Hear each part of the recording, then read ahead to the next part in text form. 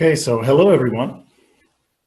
It is my pleasure to welcome you to today's session as part of WHU's webinar series on businesses in the post-corona world. My name is Martin Jakob. I'm the Adidas Professor of Finance, Accounting and Taxation here at the WHU. And it is my pleasure to talk today about tax policy after the corona crisis. So while I know that tax policy is typically not the topic that people really want to hear something about, I can tell you that it is important and it is relevant, and we need to know how we can actually stimulate the economy once the corona crisis is over, and how we can help firms to recover and weathering the economic storm that they are currently in. So in today's session, what we'll do is we'll talk about tax policy. So let me quickly tell you something a little bit about the ground rules for today's webinar. So it is actually a very simple setup. What I want to do today is I'll give you a short presentation, roughly 35 to 40 minutes. And what I will do is I'll cover the current economic problem. So what is the problem that we're actually in? Then I want to talk about how tax policy can shape corporate investment. So basically, how can taxes affect corporations so that they invest more, that they employ people, and that the economy grows. And then ultimately, I want to give some evaluation in how we can change the tax system to foster ultimately economic growth. So that's the goal of the presentation. Then what we have is we'll have a Q&A session. And that Q&A session is relatively simple. We'll have a Q&A function. You'll find that in Zoom. You can write questions as we go along, so you can write them at any time. And our moderators will collect all of these questions and then ask these questions afterwards. You can also feel free to comment using the chat function. And obviously, feel free to connect with me after the session. You can connect with me via LinkedIn or, for example, also via email using my WHU homepage. What is also very important is that should for whatever reason, you're not able to follow the whole session, we'll make the slides and the recordings available so that you can basically follow everything, or if you have to basically revisit certain parts of the presentation. And then let me briefly tell you a little bit about how I want to structure the presentation. So what I want to do is I first want to describe the current economic situation that we're in. I will do this very briefly only because there are other experts on exactly that, and there was already another webinar on that. Then I want to give some background information on taxes, so how we actually collect taxes, what they are, what we need them for, and how countries collect revenues.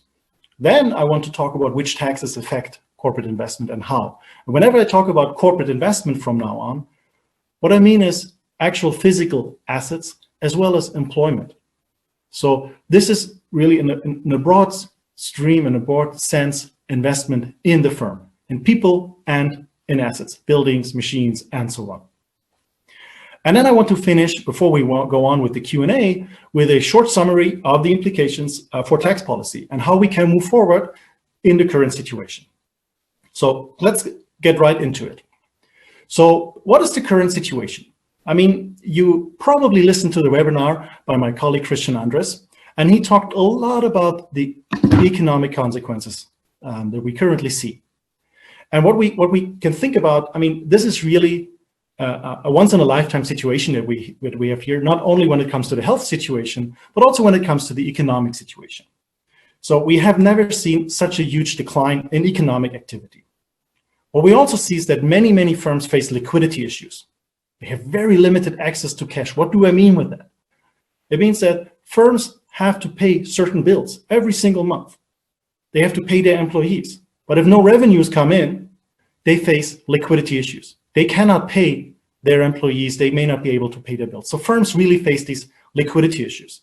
And to make it very simple, I want to show you a few highlights, a few headlines from newspapers, how they basically expressed their thoughts about the current crisis. And I think they say it all. For example, the BBC says, hey, the world faces the worst recession since the Great Depression. If you look at the US, 22 million Americans have filed for unemployment benefits.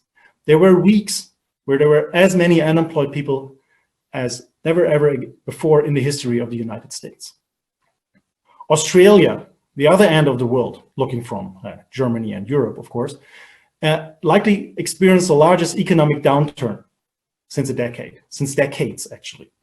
And a very specific example, and I just picked one company, Volkswagen, one of the biggest and largest manufacturer of cars in the world, they suspended their production across Europe. They basically put a pause button on their whole economic activity. And Volkswagen is not alone here. Many firms did exactly that. They had to put a pause button on all of their economic activities. And this is something that has never happened before. And this is the situation we're in. And what we are going to talk about today is how taxes can help firms overcoming this crisis. And it's not the first time that taxes are used. I mean, if we think about the financial crisis from a few years ago, tax policy is one of the most frequent tools in helping the firms to and the economy to recover. I'll talk specifically later on about which tools one can use. However, what countries did was to come up with short-term responses and immediate help for individuals, for firms, and for small businesses. So just to give you again a few headlines, Spain, for example, spent as much as 220 billion euros, which is huge for Spain, in virus aid. The US, you probably heard that, spent about 2 trillion to stimulate the economy. Singapore had not only 1, but 3 stimulus packages. And for all the Germans in the audience, I mean, we all have seen that the cabinet, the German government, basically agreed to a 750 euro bill in emergency aid measures. This has never happened before. Those are huge issues and huge spending by the government. And what we need to talk about today is a view into the future. Let's not look at the very, very short-term future for which the stimulus packages are, but let's look ahead, midterm, long-term. How can tax policy help firms to overcome the crisis so that the tax policy can foster investment and secure jobs in the future? And ultimately, we also have to ask ourselves how costly these tools are. I mean, you see the spending on the same slide here. And at some point in time, you need to fund exactly the spending. The money has to come from somewhere. And this is where typically tax revenues come in. So what I would like to do now is I would like to explain exactly these tools that can be used for tax policy to stimulate the investment. But before we do that, we first need to think about how countries actually collect tax revenues. So how do firms and individuals pay their tax and contribute to the overall tax revenue? This is what we try to do. Before we do that, I would like to do another little exercise, and that is quickly defining what taxes are. And if you really think about this, a tax is basically nothing else than a fee charged by a government on a product. That can be the value-added tax, the sales tax, for example. On income, that can be the corporate income tax. That can also, for example, be the personal income tax on the wages that we pay every single month, every single year. And it can also be a tax on an activity. For example, buying real estate is typically subject to a real estate tax. Now, the big question is, what do we use the tax money for? So, of course, ideally, I know that everybody of us would love to pay less taxes. But at some point in time, we need to think about what we actually do with the money. So this is now a non-exhaustive list of things that is done with exactly that money. So for example, tax money is clearly used for financing public projects. So if we think about this, infrastructure, all the roads, buildings, airports, they are paid for with tax money. You have education, police, military. So public goods are financed with tax money. Also, if we think about this, providing social security benefits, and if we think about the current crisis, healthcare, the healthcare system is effectively tax money and taxpayer funded. So without taxes, we wouldn't have the health system that we have. And then several countries use also tax money to encourage activities that are in the public interest. Let's think about R&D. So many European countries, with the exception of Germany, of course, have tax policies in place that foster research and development activities. By the way, those are the very same research and development activities that we currently need, for example, in order to find a vaccine. So by encouraging R&D activity through tax money, we might have the chance to find easier and a quicker way to a vaccine. As I said, most European countries have R&D tax incentives in place. And again, we spend tax money on exactly these things. And finally, well, we use tax money ultimately to fund the public spending in the current crisis. So with public spending, I mean all the stimulus packages. When the US signs a $2 trillion bill, at some point in time that needs to be paid. And this is ultimately taxpayer money. So what you see in this slide is that whenever we talk about taxes and whenever we talk about we need taxes, think of a world without taxes. And let's say you don't have oil, even though this at the moment doesn't give you any money. Then you wouldn't have this list of things that you would like to have. We all like to have infrastructure, healthcare, R&D, and the current stimulus packages. And this is what we need taxes for. Or to put it in the words of a philosopher, taxes are what we pay for civilized society. And we all want to have a civilized society, so we need tax money. Now the question is, how can we actually set the right incentives so that firms can invest? So before we come to that question, we first have to ask ourselves how we actually collect tax revenues. And this is what I would like to discuss next. So what is the tax revenue mix? How do we actually collect the money from all the taxpayers? And if we think about this, there are a few very simple ways we can collect. We can go to our firms, the corporations. We can go to the individuals, personal income tax on wages, and we can go to the value-added tax. Now the question, which of these three is the most important one? And typically, some might say, hey, the corporate tax is super important. Corporations, they earn a lot of money, so they should contribute a lot of money to the revenues. That's not the case. If you think about this here, the corporate tax revenues, for example, in Germany, make up less than 10% of the overall revenues. When it comes to the OECD average, we talk about roughly 12%. That's not much, to be honest. Yeah? So the corporate tax is not the most important revenue source for countries. And by the way, in the next year, and maybe also 2021, there won't be many tax revenues left because firms will not make profits. Now, what are the most important taxes then? Well, this is this gray bar here. This is the consumption tax. And with consumption tax, I subsume everything that is the value-added tax, the sales tax, or tobacco taxes and other taxes on consumption. That's roughly 40% of the revenues. In Germany, a bit more than 40%. You see, in the United States, it's relatively low. That the reason is very simple. State-level sales tax rates are relatively small. What is, however, very important in Germany and in mostly the EU and other countries around the world is the personal income tax. So when it's about revenues, it's about the consumption tax and the income tax, personal income tax on wages. When it's about fostering investment, it might be about the corporate tax. So keep these things in mind when we talk about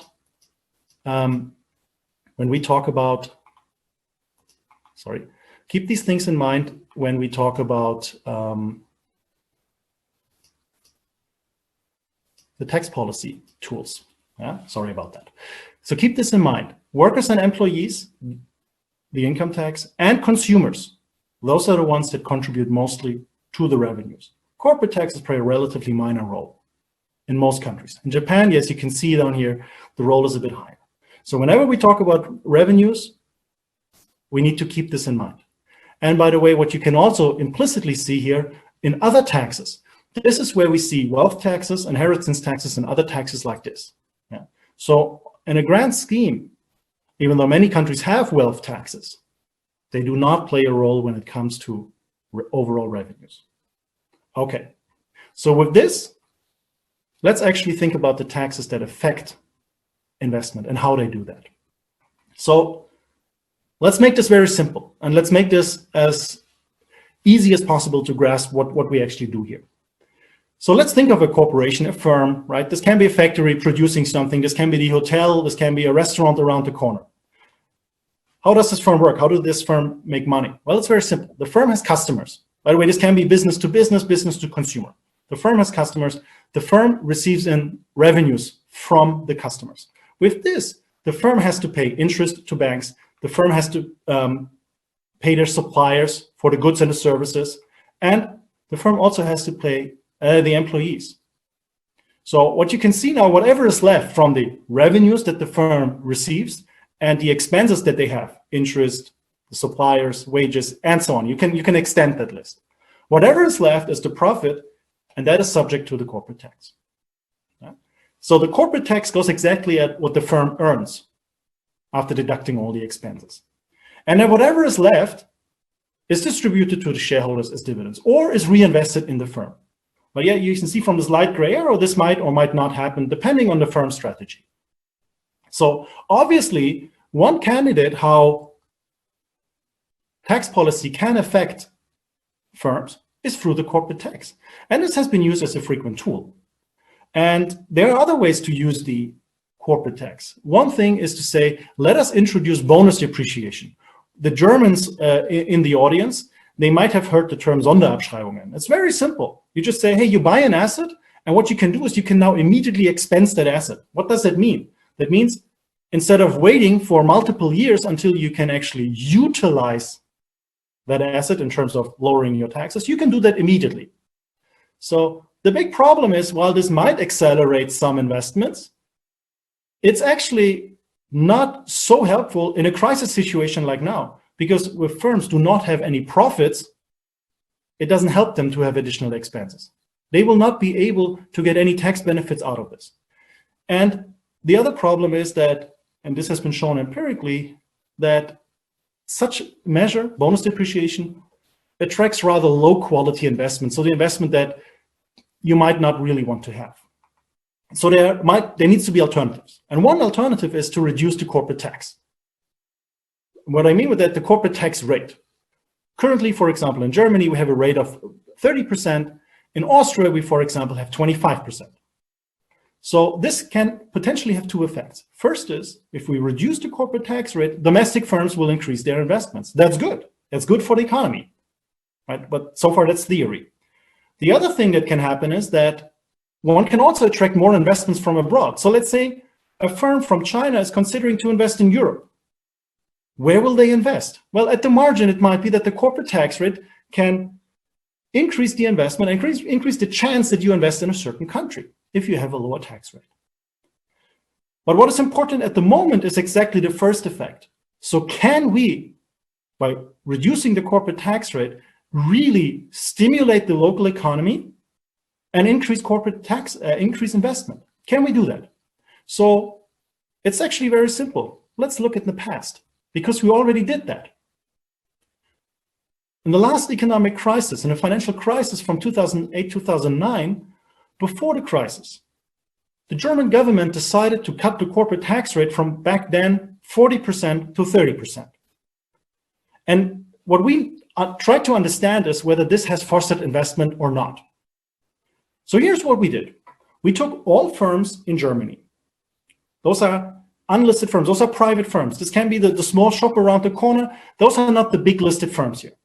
So what we did is we then compared purely domestic firms, so standalone firms. A firm that has a German owner is a German firm located in Germany. And then we compared this to a firm that is a foreign firm. What do I mean with that? This is a subsidiary of a foreign firm. This can be a Belgian firm that has a subsidiary in Germany. It has German customers, it does invest in Germany, and so on. And what we can see in the years before, these two firms invest about the same amount of money. Now what happens? Around the reform, when the corporate tax rate is cut, the domestic firm is really affected by that. The domestic firm now experiences a cut in the corporate tax expense that they have.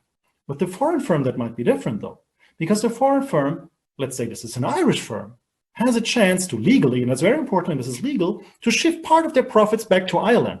So their profits won't remain in Germany anyway. So they will not be really affected by the German tax cut. So what we now see is that right after the reform, domestic firms invest more than foreign firms in relative terms. So the domestic firms really increased their investments, whereas foreign firms did not as much. Yeah? Of course, the overall trend in investment back then was that it goes down, but the downturn was larger among foreign firms. And what is very important, if you really buy our argument here, then domestic firms took each euro saved and reinvested that money in the firm. So if we would now reduce the corporate tax rate, this is what I would expect again. Firms would take each euro that they saved and put it back into the firm. By the way, you could say, hey, maybe this is a difference between domestic and foreign firms. We repeated exactly that analysis for every other European country, and we only found exactly the same pattern in one more country, that was Italy, and they also cut their corporate tax rate. So Italy and Germany, they experienced back then an increase in their domestic investment because they cut the corporate tax rate. So this obvious candidate obviously works.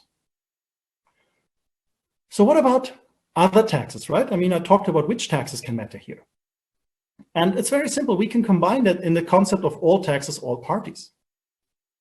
And what do I mean by that? I mean with this that we have to consider the tax position of everybody involved. That can be the customers, the employees, the suppliers, the competitors, shareholders, whoever. So let me give you one example, and namely that all taxes matter, namely the tax of the shareholder matters. So let's go back to our picture. In our picture, what we saw is that corporate taxes on profits are definitely important. So what about shareholders? Well, ultimately, when they receive their dividends, they have to pay taxes. When cash leaves the corporation and is paid out to shareholders, they have to pay a dividend tax.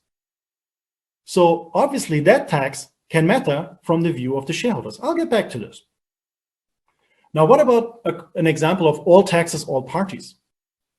So how can it be that the tax paid by someone else affects the firm? Well, just very simple. Think of the tax rate that you and I pay when we earn our money.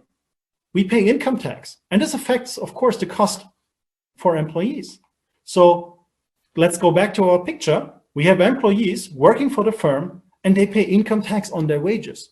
So what happens now is that the income tax on the wages can affect the profitability of the firm ultimately. So it's a tax paid by someone else that is relevant for the firm. And ultimately, we can extend that example and say, hey, maybe the tax rate on consumption, the value-added tax rate, actually matters for corporate profits. So how does that work? Well, let's think about our consumers here, our customers. If those are private individuals, this is a business-to-customer business, so a B2C business, then there will be value-added tax. And that value-added tax can clearly affect the firm. Let me show you how. Because there are many people, or some people at least, who consider the value-added tax just to be a pass-through. So yeah, it's paid by the customers. That's fine. No problem. And the question, is that really so? So let us suppose the following. Let's suppose Germany would now announce to increase the value-added tax from 19 to 21%. So let's say instead of paying €1.19 in the supermarket for a certain product, you would now have to pay €1.21 for the product, including the new value-added tax. So the question is now, what happens actually to prices in stores? Well, it could simply be that the price just increases from €1.19 to €1.21, and then the consumer would bear the burden. We consumers would just pay it, and the firm might not really care about it. However, that's not necessarily the case, because it can be that the price increase is less than the VAT increase. So let's go back to our example. Instead of the price increasing from €1.19 to €1.21, maybe the price just increases to €1.20. Or the price exactly stays at €1.19. Why? Because there are some prices that have a psychological effect, like 99 cents, €1.99. It's very hard for companies to actually increase that price. And if that is the case, the value-added tax has a negative effect on firms. So this is all theory, right? So let's see if this is really true.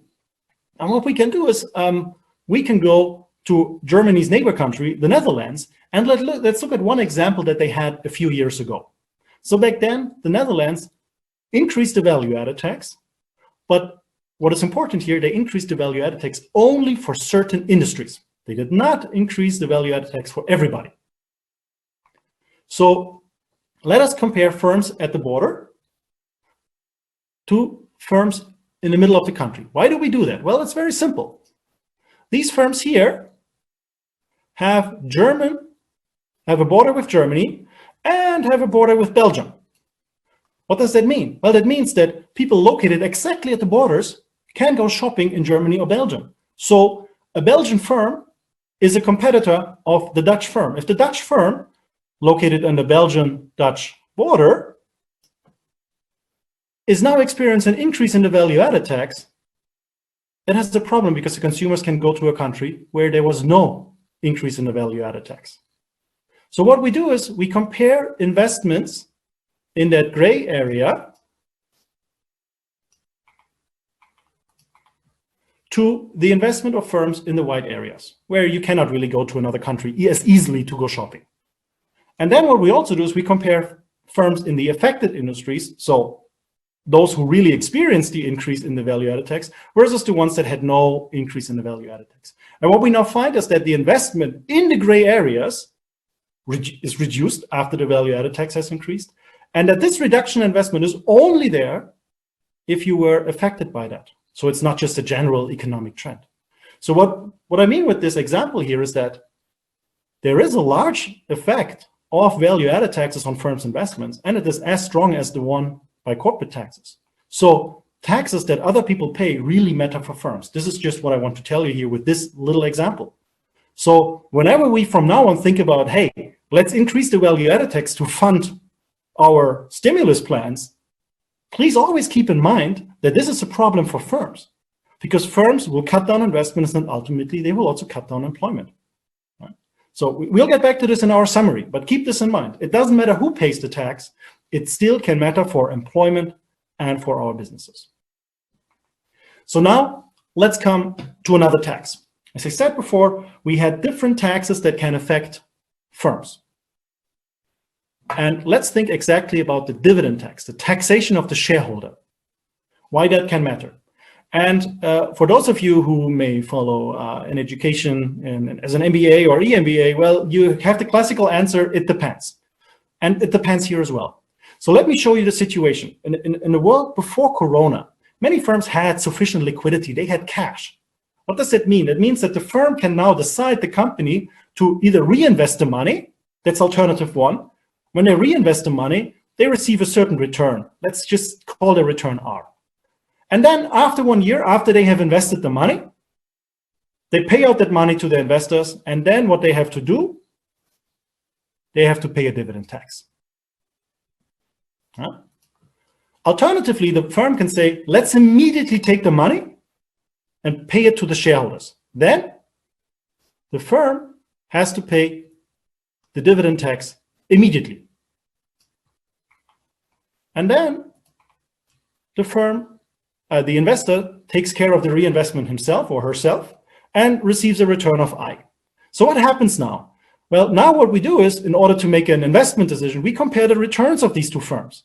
And ultimately, what you see here, the dividend tax doesn't even matter.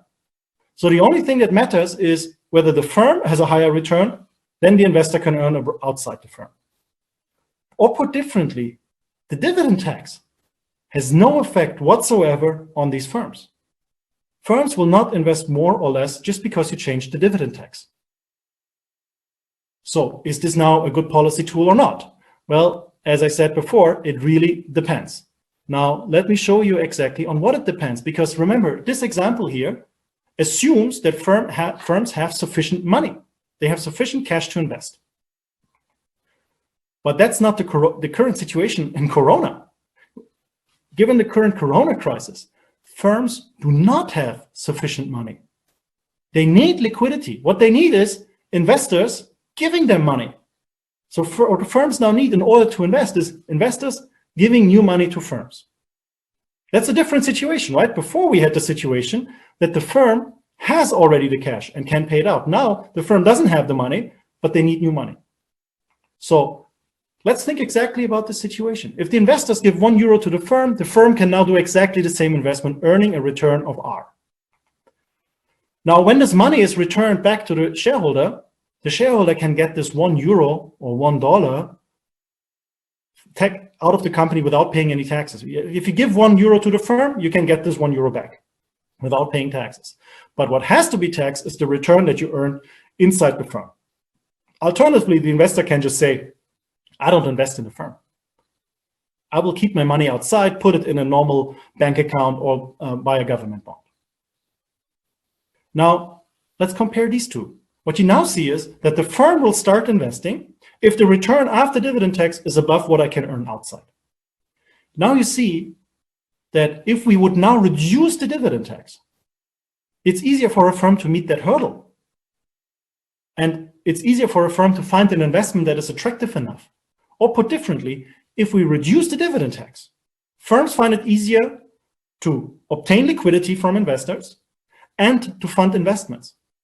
And now what you can see is the world has changed. We are now in the situation that many firms have liquidity issues, that many firms actually need cash.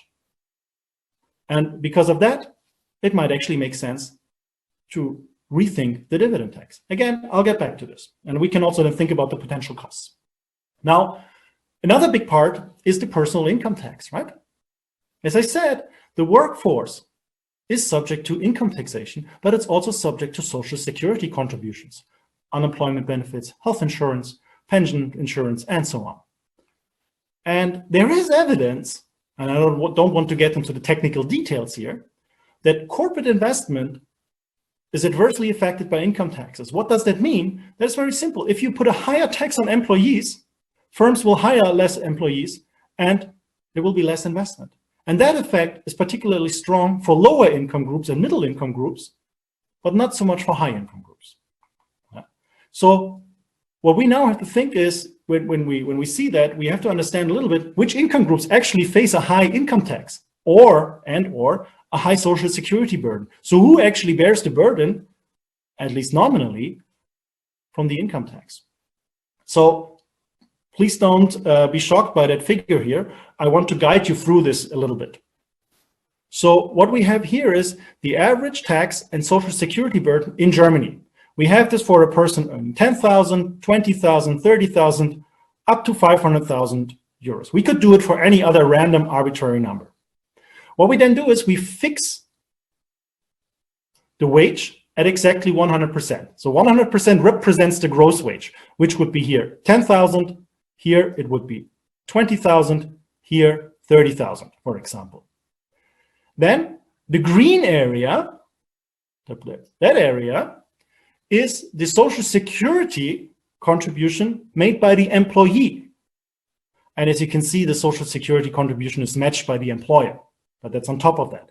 And that orange area is the income tax. So what does that mean? That means that when you earn 10,000 euros, you pay about 860 euros in taxes, or 0.86%.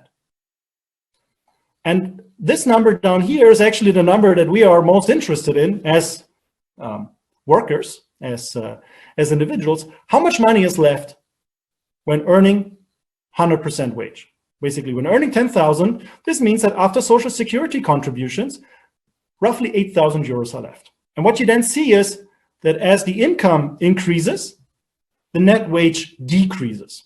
This is mostly due to income taxes increasing.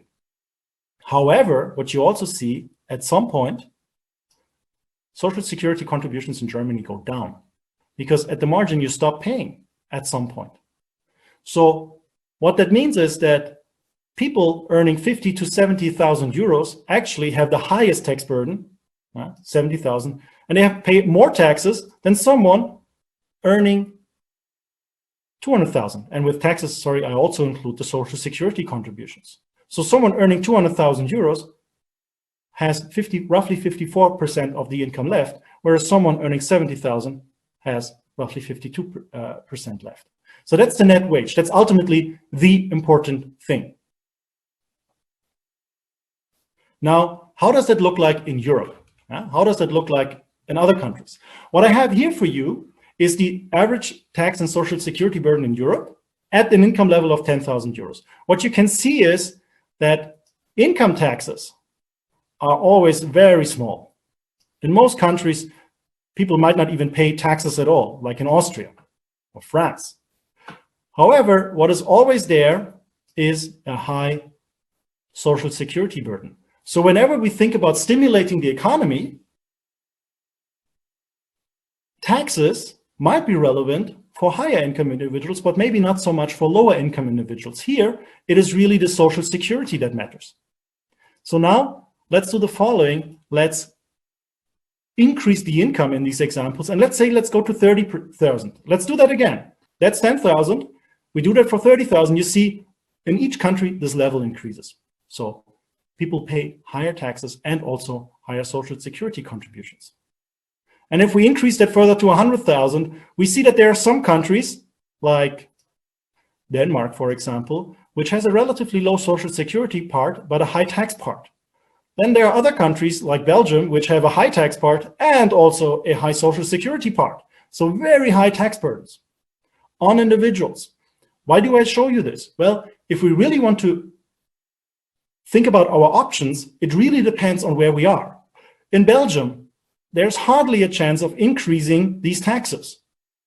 We talk here about an income of 100,000 euros, but there may be other countries where it's possible to increase that. Yeah. So whenever we want to evaluate whether a certain policy option is viable, we have to think about the actual level that this country has.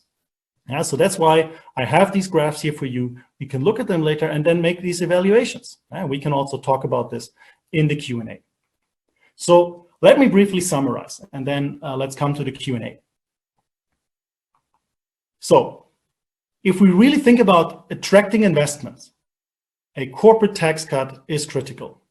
This is something that especially countries with high corporate tax rate, let's think about Germany, 30%, France, 28%, Portugal, again, close to 30%. In Europe, very high rates. Remember, the average tax rate, corporate tax rate in Europe is 21% currently in the European Union. The UK, which is now soon outside the European Union, has a tax rate of 19%, can of course attract more investment.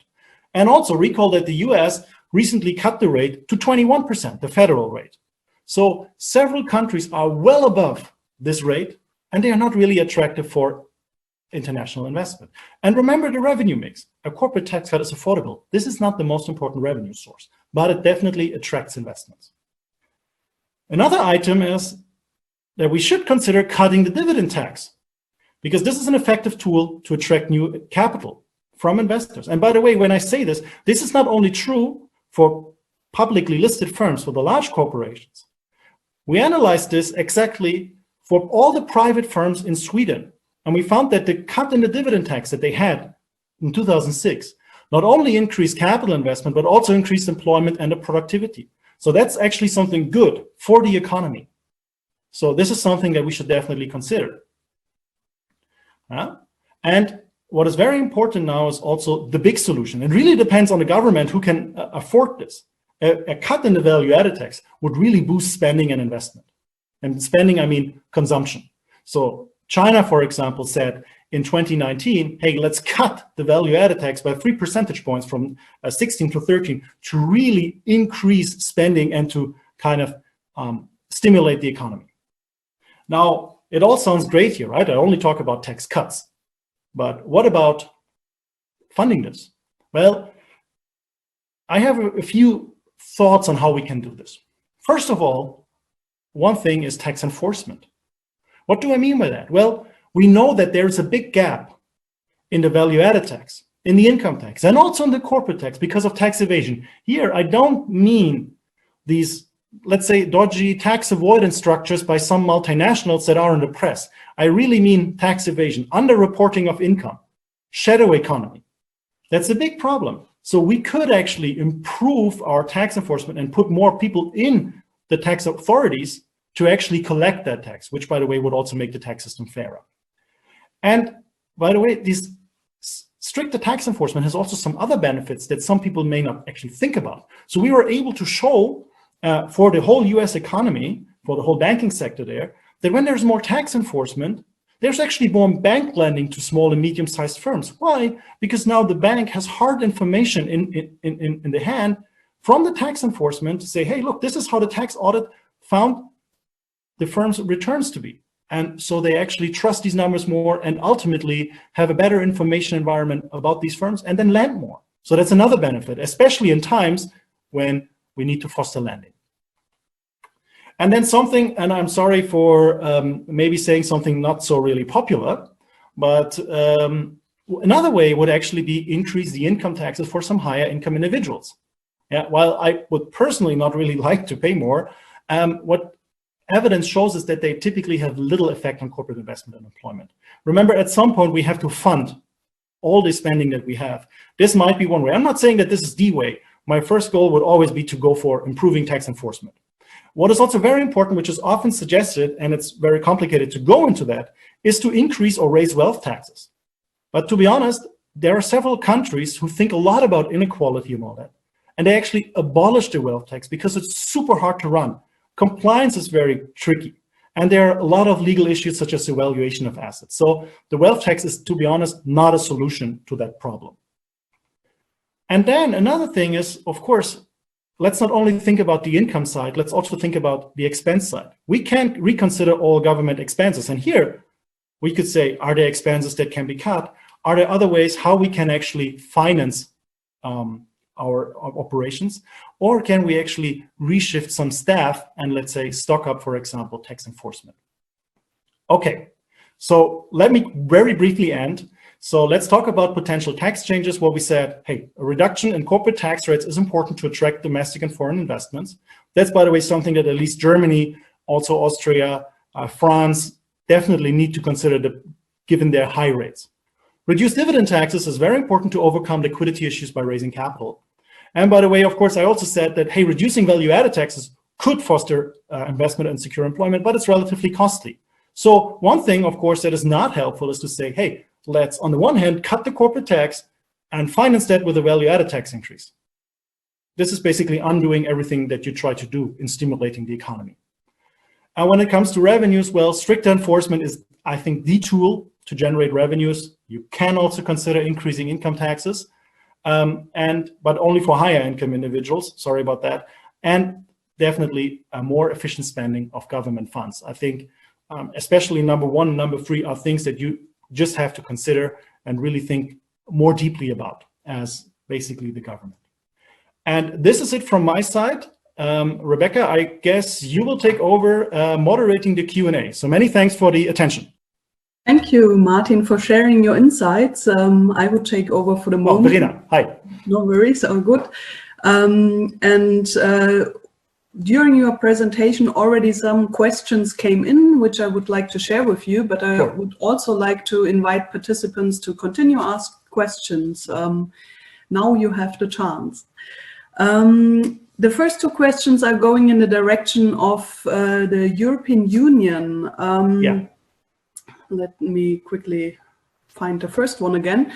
What do you think about unifying the income basis across the EU and have a uniform tax rate?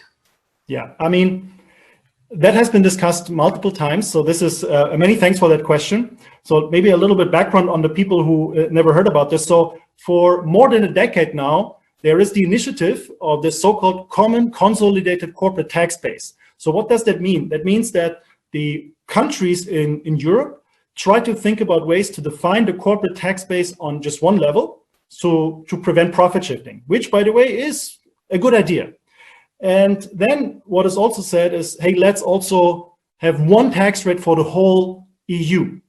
Well, I would say, while this might be theoretically a good idea, to say, hey, let's maybe end tax competition within Europe, I think that there are two obstacles. One is that tax policy is something that is set in each single country.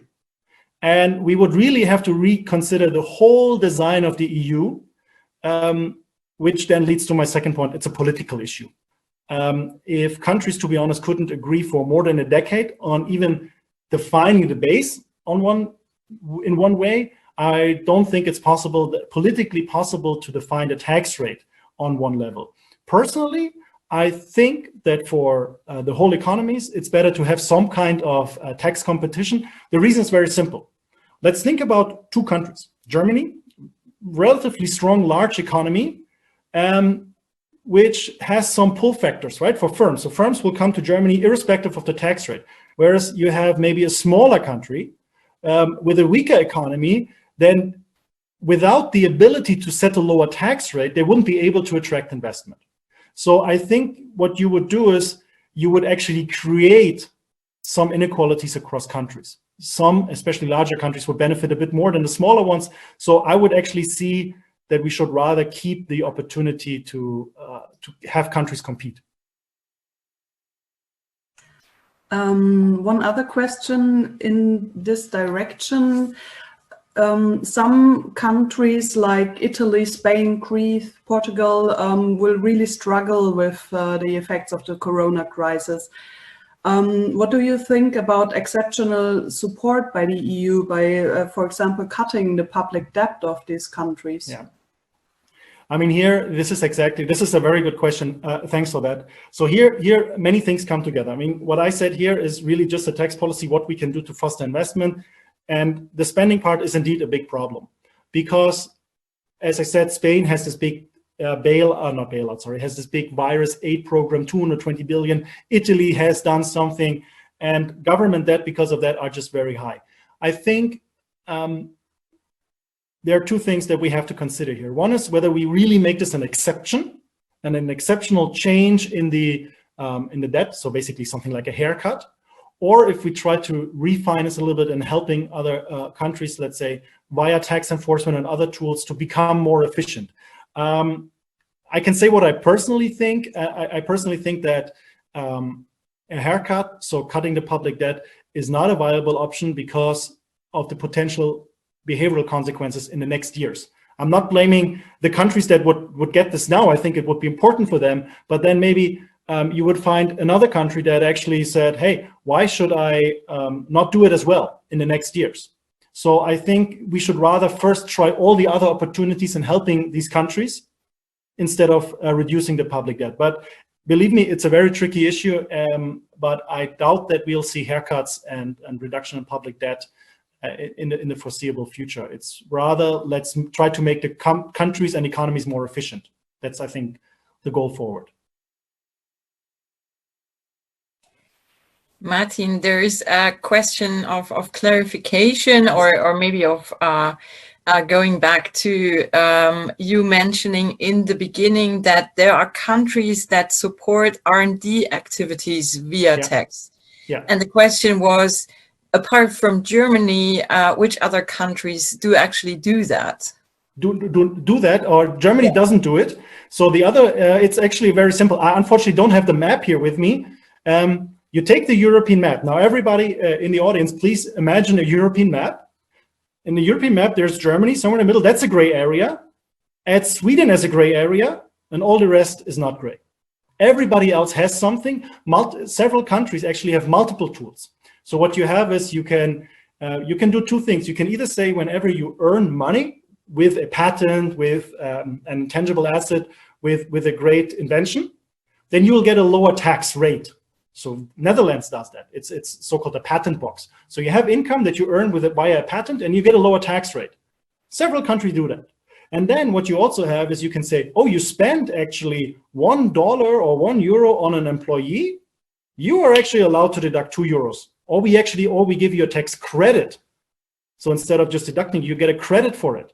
And also, by the way, Netherlands does that. So you have countries all over Europe, except for Germany and Sweden, doing one or multiple of these things. And the rest is, Germany and Sweden don't consider directly that. There was a discussion before the corona crisis in Germany, but that discussion ended basically almost immediately. But it would be a good idea, to be honest. Another question from the audience is whether you think there will be new tax streams going to be instituted after the corona crisis, something like a pandemic tax accounting for, transitioning or helping the economy transition into a robust state. That's a very, very good question. I mean, it's a bit speculative, but here, let me also speculate then, and already this is a caveat. When I mentioned higher income individuals will probably pay more taxes, I guess this is something I can imagine, something like a corona tax. Please don't quote me on that, but we have seen it in Germany. Germany still has the so-called solidarity surcharge, which is for the next years only supposed to be paid by high income individuals. And the idea of the solidarity surcharge was to refund and finance the reunification and the restructuring of the east part of Germany, the older former communist part of Germany. And I can imagine that something like this will also happen, that we say, hey, we need revenues, as I said, and maybe they will label it as a corona tax and say, we have to raise revenues and it's exactly for that purpose. So yes, this can happen. I'm happy that we can also fulfill wishes here, because someone always wanted to ask a tax professor, Okay. Why can we not just get rid of the corporate tax and only tax when a company pays something out? Then we would save all the bureaucracy associated with collecting taxes. You see me already smiling, Verena. Estonia does it almost like that. So Estonia has a corporate tax, but Estonia says the corporate tax is 0% as long as you keep the money inside the firm. And once you pay dividend to either your parent company or to your shareholder, there is a corporate tax. So ultimately, you can keep away all the paperwork. The only thing you need is your normal financial accounting statements that you have to prepare anyway. But you can say only when you pay a dividend, you pay corporate taxes. So yes, Estonia does it exactly like that. So it's very unique. Estonia does it. Yeah. But yeah, that's possible. And yeah, would we save a lot of red tape and bureaucracy? Absolutely. Yes, it's possible. I'm all up for it. And one question in a different direction is, do you think that digital money can help governments to reduce tax evasion issues? Maybe the person who has asked the question, maybe what is meant exactly with digital money? Is that the digital economy? Is that trying to trace the digital money that is flying around? So one thing, of course, when it comes to tax evasion is that beforehand you could track, you try to track cash. Now in the digital age, you try to track digital money. Of course, if you could do that, then tax evasion would be clearly can be fought. Another dimension, by the way, maybe this is what the question was referring to. Another dimension is the whole digital industry and digital economy. So the idea is, where do we actually tax the digital economy? Where is the value created? And by the way, that question from before reminds me, if we would not have a corporate tax, but only a sales tax, then it doesn't matter whether the server of Google or any other company is in a tax haven or not. It just matters where the customer sits. So there are, I can tell you, in the OECD, there are discussions on exactly that issue, big debates on how can we actually tax the digital economy. And I think given the revenue pressures that we'll face in the next years, they will accelerate that discussion. Another question that has been raised is whether you would recommend taxes on assets to raise revenues. And that would be like wealth taxes, right? So taxes on assets for me would be like, I own a house and I will pay a tax on this. By the way, for this, almost all countries already have property tax. Right? So, I mean, in Germany, the property tax is not that high, but for example, in the United States, property taxes are relatively sizable. Now, these are typically some flat rates, X euros per square meter or whatever, right? It's not directly tied to the value. In some countries it is. Now, a wealth tax is a bit different. And you always have to understand, taxing assets, which is nothing else than a wealth tax, is very hard to raise. Because what you would have to do is, for each and every single individual, you would have to value his or her assets, which is easy when it comes to stocks. It's easy when it comes to cash. But how do you value if you own a company around the corner? If you have a private company where there's no market, so you would have to value each and every single company. By the way, in Germany, we have more than 1 million companies. And then the tax authorities and you would have to value all of these firms. And then imagine that the taxpayers obviously will fight against that valuation to try to bring it down. And this leads to a huge valuation mess. As I said very briefly, Sweden abolished the wealth tax in 2004 because of too high compliance costs, and they don't really reconsider introducing it. They solved the inequality problem by high tax rates on high income earners. Another question on cutting corporate taxes, as you suggested in your presentation.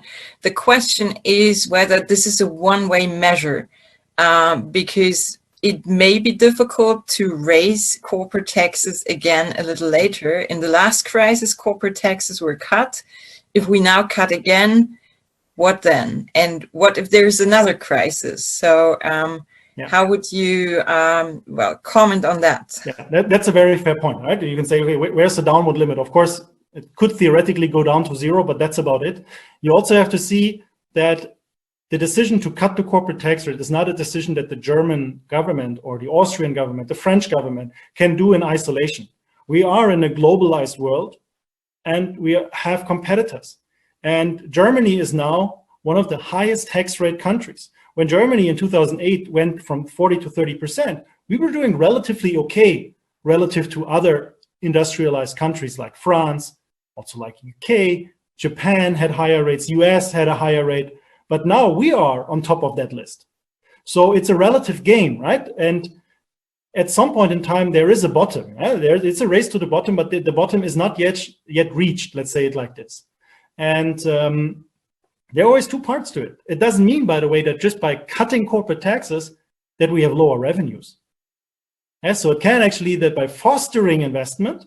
Now remember again the revenue mix. You foster investment, you foster employment, you may have lower corporate tax revenues, but at the same time you can reach higher revenues through taxes on the employees because there's more employment. So that's why it might not be a bad idea to cut the corporate taxes, though I agree, hey, maybe in the next crisis we can't do that, but then the corporate tax is not an issue. But at the moment, it is an issue. And then Martin, one very last question, because we are also running out of time already. In Germany, we have heard multiple times in the media that the hotels and restaurants, they are demanding for a VAT tax cut, lower the VAT for them to 7%. And as those are, well, this is an industry hit really hard by the Corona crisis right now.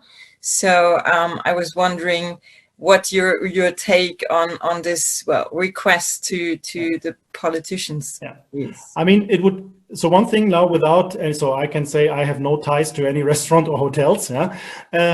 So obviously it would help that industry, that's for sure. One thing we also already have to understand is that hotels already pay 7%.